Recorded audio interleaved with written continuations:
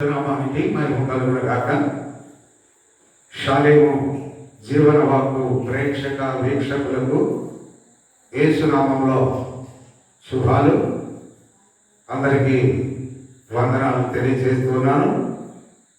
ప్రియులారా, ఇది నా దేవుని యొక్క సందేశాన్ని పరిశుద్ధ గ్రంథంలో నుంచి మనం విన్నాం. పరిశుద్ధ గ్రంథంలో నుంచి యెషయా రాసినటువంటి పుస్తకం 27వ అధ్యాయం 2-3 వచనాలు. యెషయా పుస్తకం 27వ అధ్యాయం 2-3 వచనాలు. ఆ దినమున మనోహరముగు ఒక ద్రాక్షావనమును దాని గురించి పాడుడి. యెహోవాను నేను దానిని కాపు చేయుచున్నాను. ప్రతి నిమిషమున నేను దానికి నీరు కట్టుచున్నాను. ఎవడునూ దాని మీదకి రాకుండానట్లు దివారాత్రము దాన్ని కాపాడుచున్నాను. చిన్న ప్రార్థన చేసుకున్నాం. ఓ కృప కలిగినటువంటి దేవా, పరిశుద్ధుడా, మీరు ఇచ్చినటువంటి ఈ జీవవాక్కును మేము ధ్యానం చేసుకోవాలని ఆశిస్తుండగా ఈ ధ్యానాంశము అందరికీ కూడా మేలుకరముగా నీకు మహిమకరముగా ఉండలాగున నీ ఆత్మ సహాయాన్ని మాకు అనుగ్రహించమని యేసునామములో అడిగి వేడుకొని ప్రార్థిస్తున్నాము తండ్రి, ఆమేన్. ప్రభునందు ప్రియులారా, ప్రభు యెషయా ప్రవక్త ద్వారా మాట్లాడుతున్నటువంటి మాటల్ని మనం చదువుకున్నాం. ఆ దినమున మనోహరమగు ఒక ద్రాక్షావనమును దానిని గురించి పాడుడి.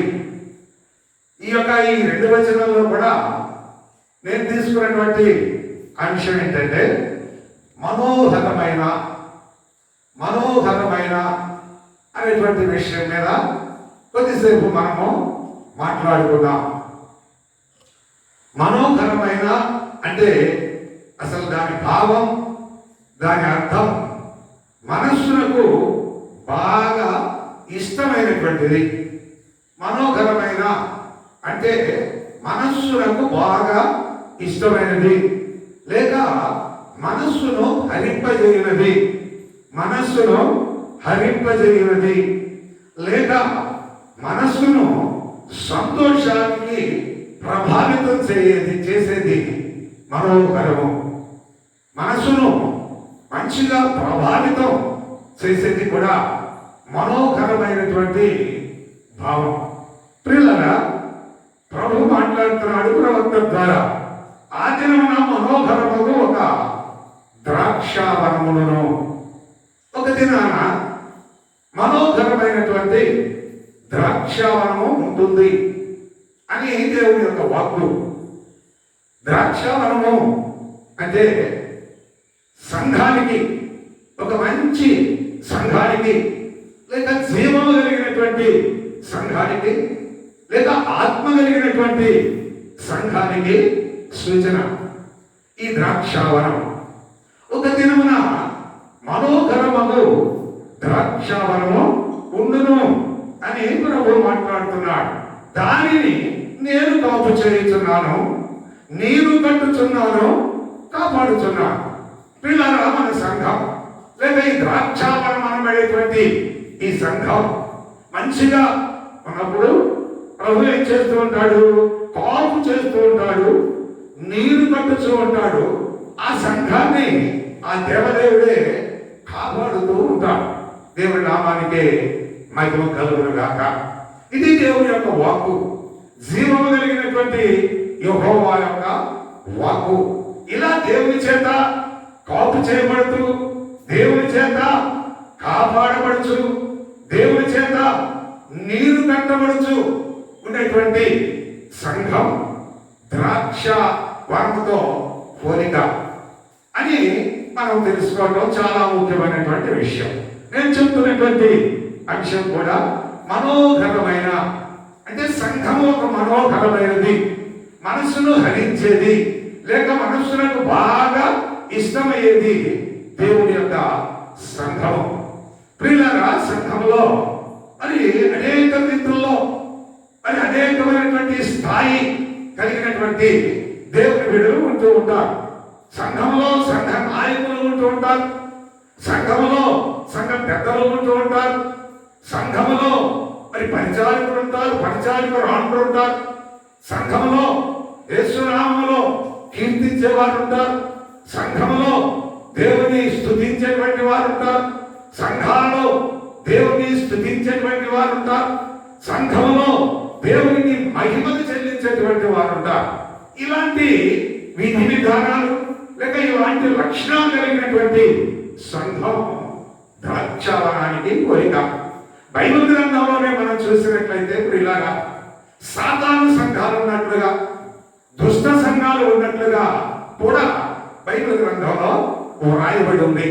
వాటిని గురించి ద్రాక్షావనం అనే దేవుడు అర్థం లేదు, కానీ దేవుని చేత కట్టబడినటువంటి సంఘం, దేవుని ఆత్మ చేత కట్టబడినటువంటి సంఘం, దేవుని కృప ద్వారా కట్టబడినటువంటి సంఘం, దేవుడు తలాంతులు విరచిల్లుతున్నటువంటి సంఘం, సంఘంలో ఉన్నటువంటి ప్రతి వ్యక్తి కూడా, ప్రతి ఒక్క సోదరి కూడా, ప్రతి ఒక్క సోదరుడు కూడా ఆత్మ సంబంధంగా కొనసాగేటువంటి పరిస్థితుల్లో ఉన్నట్లయితే దానిని ద్రాక్షావనము అంటారు, లేక జీవము కలిగినటువంటి సంఘం అంటారు, లేక దేవునికి ఇష్టమైనటువంటి సంఘం అంటారు, లేక దేవునికి మనకు కూడా మనోహరమైనటువంటి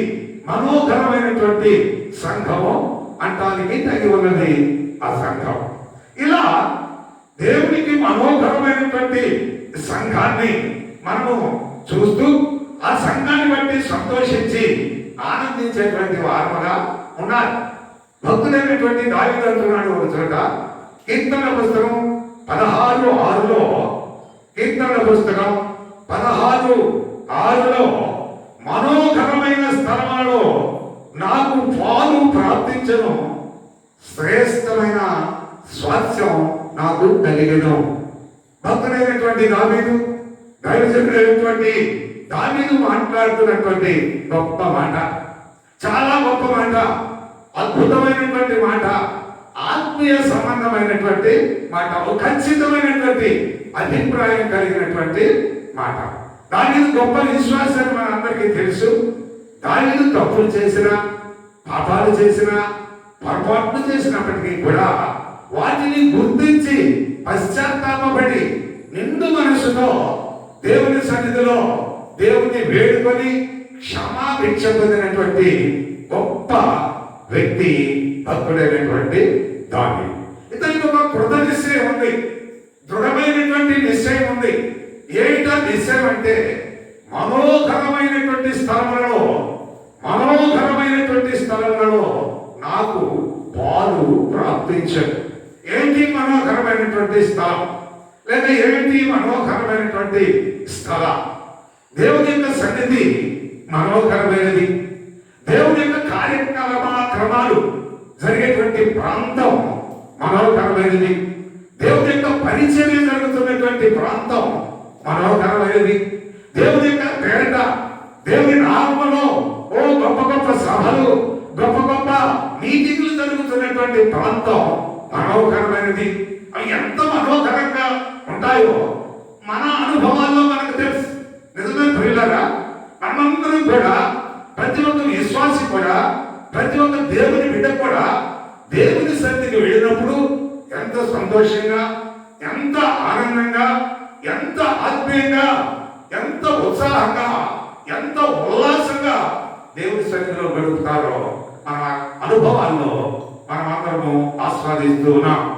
కనుక భక్తులైనటువంటి దావీదు ఒకసారి అంటున్నాడు కదా, జనులు వచ్చి ఆయనతో మందిరానికి వెళదాం అన్నప్పుడు ఎంతగానో సంతోషించేవాడట దావీదు రాజు. కారణం ఏంటి? దేవుని యొక్క సన్నిధి మనోహరమైనది, దేవుని యొక్క మందిరం మనోహరమైనది, మందిరంలో కొనసాగేటువంటి సంఘము మనోహరమైనది అనే విషయాన్ని మనం తెలుసుకోవాల్సినటువంటి అవసరం ఉంది. భక్తుడైనటువంటి దావీదు ఏమని మాట్లాడుతున్నాడు? మనోహరమైనటువంటి స్థలములలో నాకు పాలు అంటే భాగం. మనోహరమైనటువంటి స్థలములలో అనగా దేవుని యొక్క సన్నిధిలో, చోట, దేవుని యొక్క మందిరంలో నాకు భాగం ఉంది, నాకు పాలు లభించింది, నాకు భాగము లభించింది.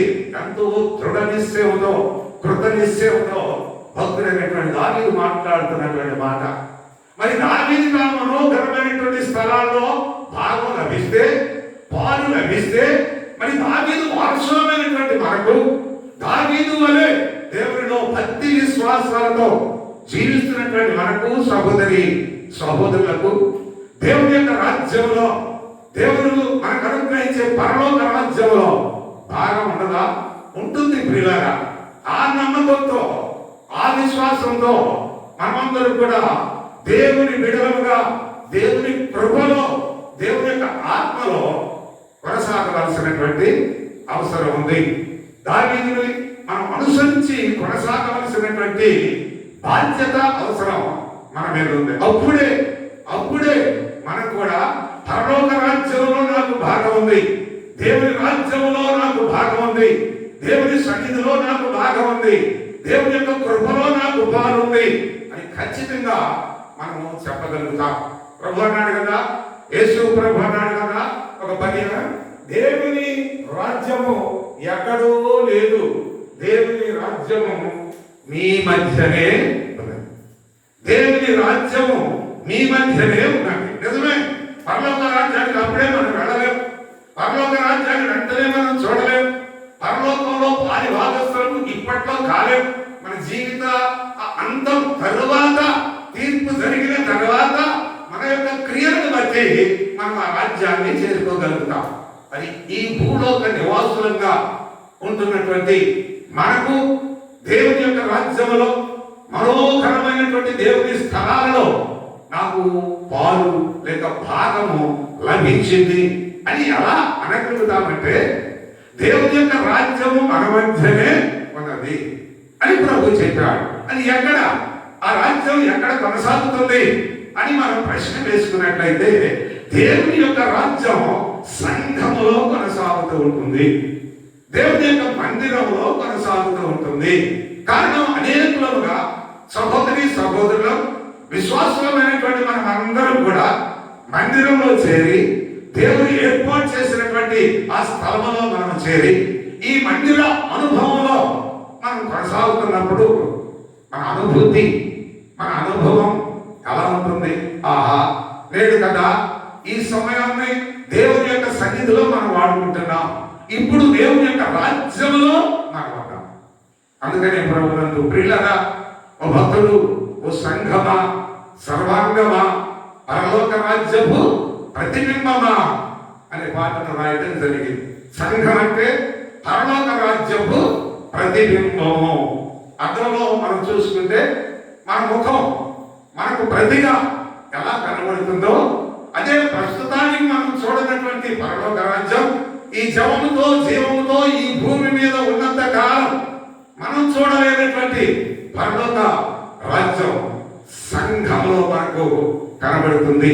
అందుకే ఓ సంఘమా, సర్వాంగమా, పరలోక రాజ్యంలో, ప్రభుని రాజ్యంలో ఏ ఏ హంగులు హంగామాలు ఉన్నాయో అవన్నీ కూడా సంఘంలో ఉంటున్నాయి.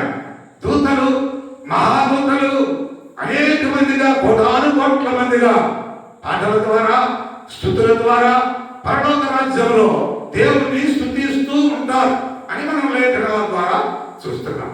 అదే క్రమాన్ని మనం సంఘాల్లో కొనసాగిస్తున్నాం, సంఘ పరిచర్యలో కొనసాగిస్తున్నాం, సంఘ స్వార్థలో కొనసాగిస్తున్నాం, దేవుని స్తుతిస్తూ కొనసాగిస్తున్నాం, దేవుని కీర్తిస్తూ కొనసాగిస్తున్నాం, ప్రార్థిస్తూ కొనసాగిస్తున్నాం, సాక్ష్యాలు చెబుతూ కొనసాగిస్తున్నాం, వాయిద్యాలు వాయిస్తూ మనము దేవుని యొక్క రాజ్యంలో ఉంటున్నటువంటి వారముగా ఫీల్ అవుతూ ఆ అనుభవాన్ని మనం ఆస్వాదిస్తూ, పరలోకంలో దేవుని యొక్క దూతలు ఎలా ఆనందాన్ని అనుభవిస్తూ ఉన్నారో, ఉత్సాహంతో ఉల్లాసంతో కొనసాగుతూ ఉన్నారో, అదే రకమైనటువంటి అనుభూతిని మనం సంఘంలో పొందుకోగలుగుతున్నాం. ఇది నిజం.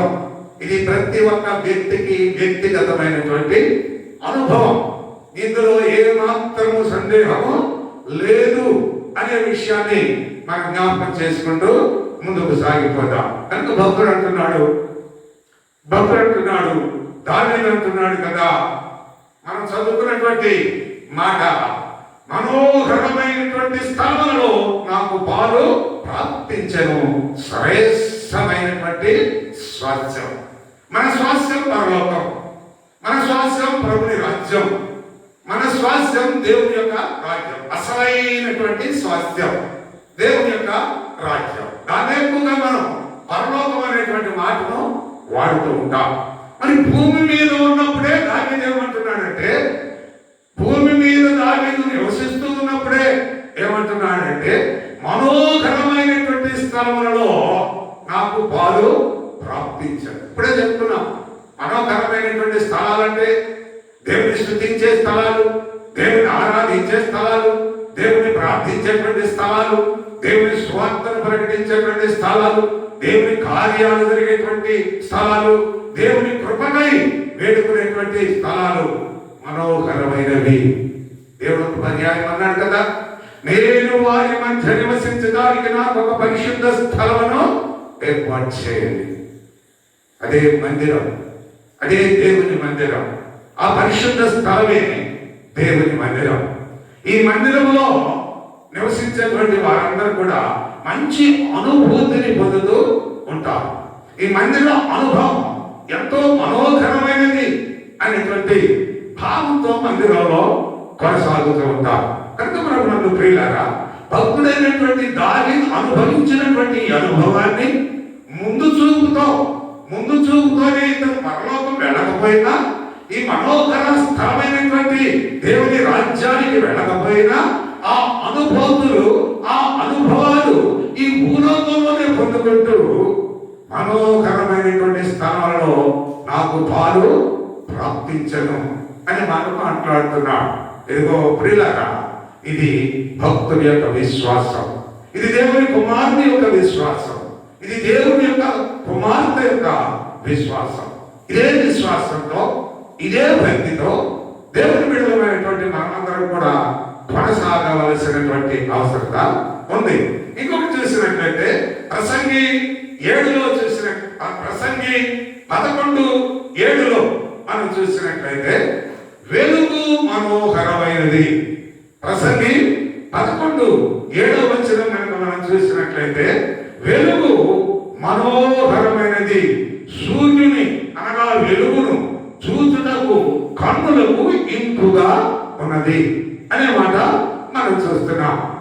వెలుగు మనోహరమైనది, వెలుగు ఎంతో గొప్పది అన్న సంగతి మనకి తెలుసు. చీకటిని పారద్రోలి అంధకార దుర్గులను పారద్రోలి, చీకటి క్రియలను పారద్రోలి, చీకటిని తరిమి వేసి మనకు ప్రకాశమానమైనటువంటి స్థితిలో మనం కొనసాగడానికి వెలుగు ఎంతగానో దోహదపడుతుంది.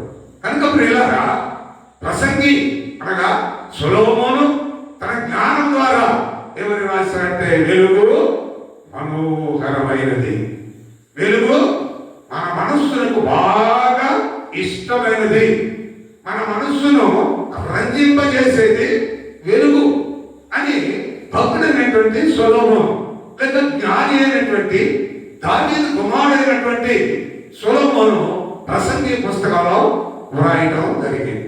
సూర్యుడిని చూచుటకు కన్నులకు ఇంపుగా ఉన్నాడు. వెలుగిచ్చేటువంటి సూర్యుడు ఎవరా? నీతి సూర్యుడు. ఎవరా సూర్యుడు?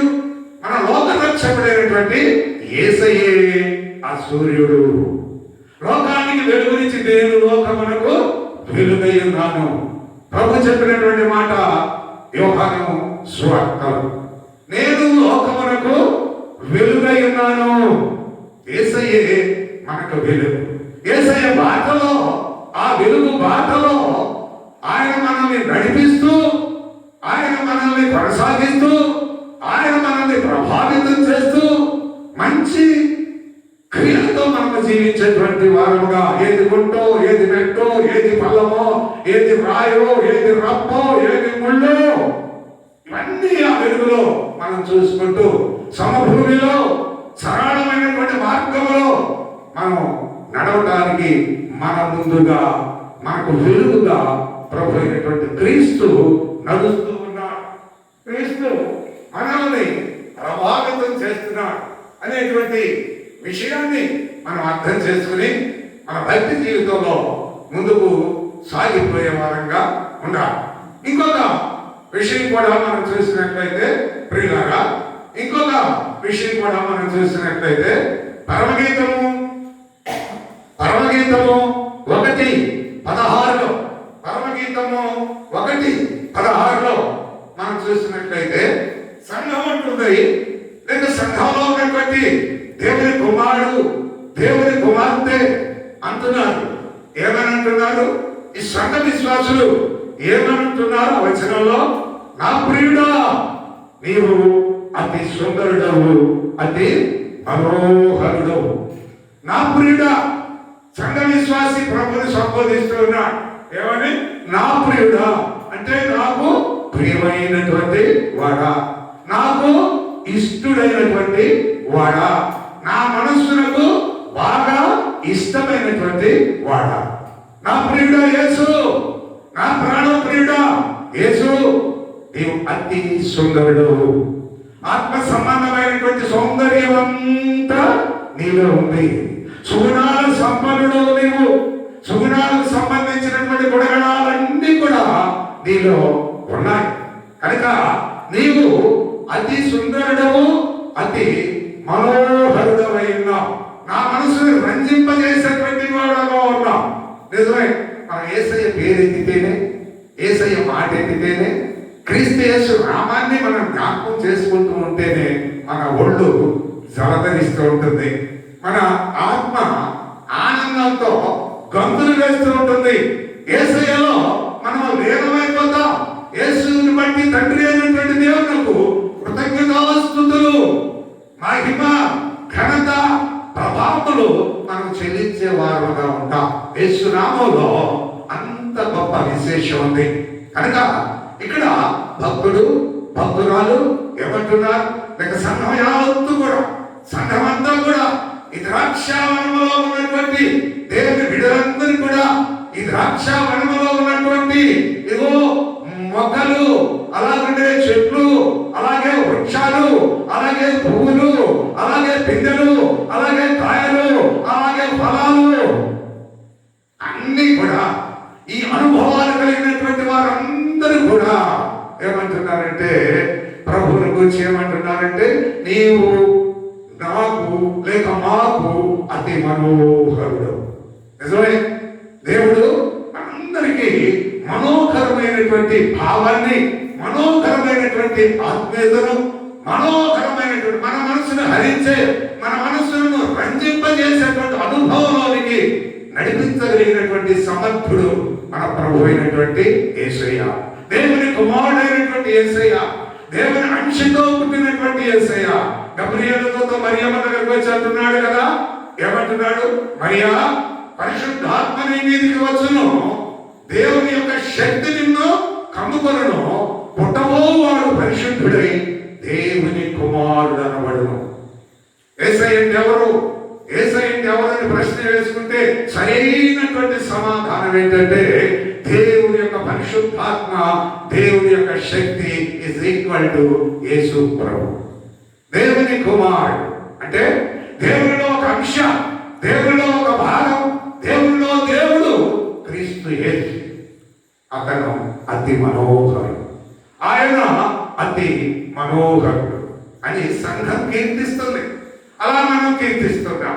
మరి ప్రభు ఏమంటున్నాడు? మనం ప్రభువుని కీర్తిస్తున్నాం, మనం ప్రభువుని మహిమపరుస్తున్నాం, మనం యేసయ్యని మెచ్చుకుంటున్నాం. మరి యేసు ప్రభు ఏమంటున్నాడు? ఒకసారి చూసి మన మాటల్ని ముగించుకుందాం.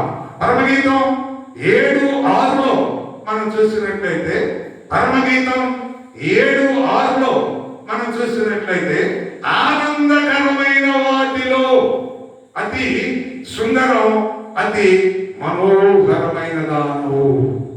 సంఘ విశ్వాసుని గురించి, సంఘ సభ్యురాల గురించి, సంఘ సభ్యుడి గురించి, ఆత్మీయంగా దేవుడు సాగిపోయేటువంటి వ్యక్తులను గురించి, విశ్వాసుల గురించి ప్రభు ఏమంటున్నాడంటే, మీరు అతి సుందరమైనటువంటి వారు, నీవు అతి మనోహరమైన దానం. మన మనసుని యేసయ్య హరిస్తుంటే, మన మనసుని యేసయ్య హరిస్తుంటే, మన మనసుని యేసయ్య తెచ్చుకుంటూ ఉంటే, మన మనసు ద్వారా యేసయ్య ప్రభావితం అవుతుంటే మనల్ని యేసయ్య మెచ్చుకుంటున్నాడు.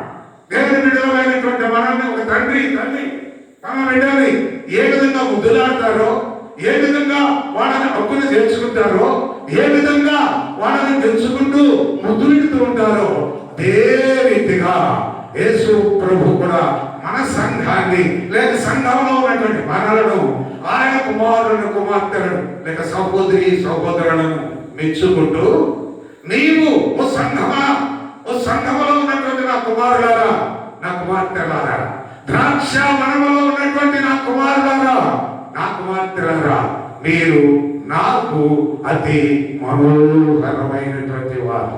ప్రభు మనకు మనోహరుడు, మనము ప్రభువులకు మనోహరుడు. చూసారా ఎంత ఆధిక్యత విశ్వాసులకు, సంఘ విశ్వాసులకు దేవుడిచ్చాడో.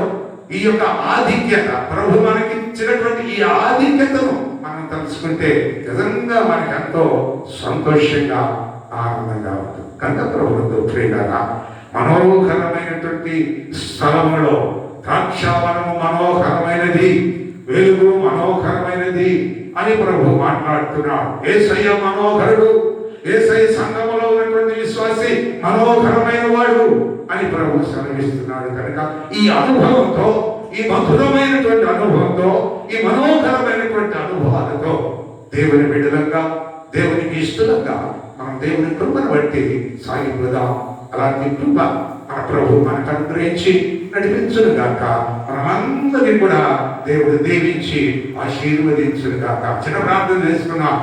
కృప కలిగిన దేవా, పరిశుద్ధుడా, ఈ సందేశాన్ని చెప్పినటువంటి నన్ను విన్నటువంటి నీ బిడ్డను కూడా మీరు దీవించి ఆశీర్వదించి కృపతో మమ్మల్ని ప్రభా మంచి భవిష్యత్తులో నడిపించమని యేసు నామములో వేడుకొని ప్రార్థిస్తున్నాము తండ్రి. ఆమేన్, ఆమేన్, ఆమేన్.